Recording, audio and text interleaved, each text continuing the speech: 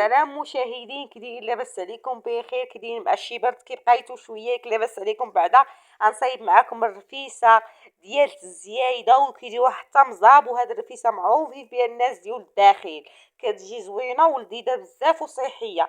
غتستغناو على الرفيسه ديال المسمن اللي كتبقاي تضلي تعجني وتخبزي. هاد الرفيسه هاك باك هاك امك في ساعه توجديها وكتجي زوينه ولذيذه وصحيه. يلا ندوزو للمكونات. هنا خديت شويه الثومه، خديت شويه الثومه اللي حكيتها ولا قطعوها.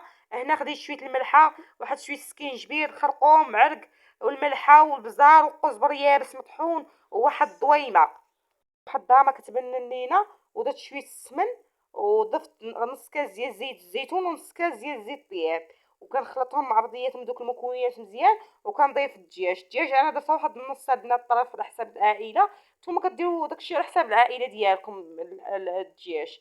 انا صافي كندير نثقبو بهاد السكين باش تدخل فيه العطريه، وغطيته وخليته يرتاح يشرب ديك العطريه، يعني باش يشرب هي العطريه. هنا صافي درتو في الكوكوط ملي يشرب العطريه، درتو في الكوكوط وقطعت واحد جوج بصلات كبارات. درت جوج بصلات كبارات اللي قطعتهم جوج كبارات، وكندير فوق من الدجاج. ضروري البنات السمن في الرفيسه، ضروري السمن الحار.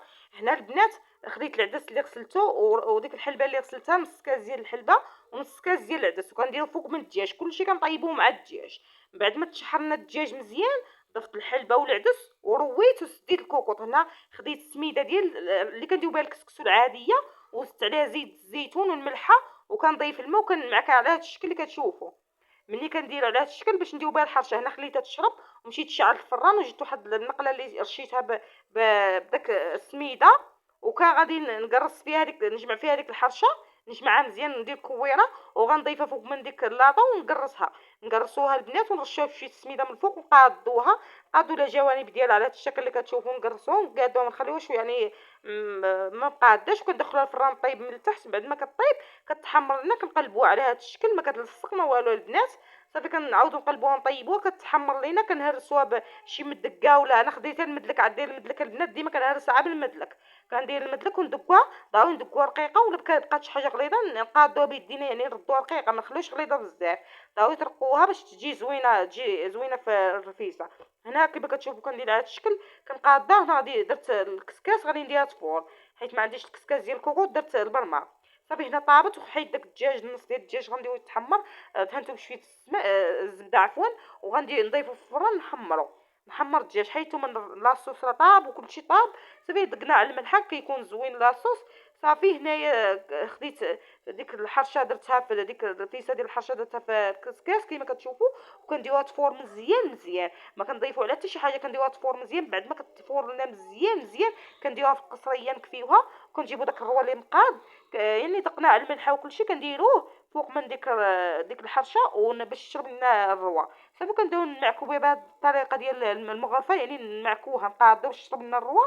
كتمعكوها يعني ديروا لها بهذه الطريقه، كتبقاو تمعكو فيها باش تعلك وتجيكم الرفيسه معلكه وزوينه. بهذه الطريقه باش تشربك من الروا، كتبقاو تخويو الروا وكتشرب، هي كتشرب وانتم كتمعكو بهذه الطريقه وكتزيدوا الروا. يعني عينكم ميزانكم، كتجي تخوي الروا وكتمعكي بهذه الطريقه اللي كتشوفوا في الفيديو، وكتقاديها يعني باش تجيك زوينه وتجيك معلكه وتجيك واحد الرفيسه لذيذه.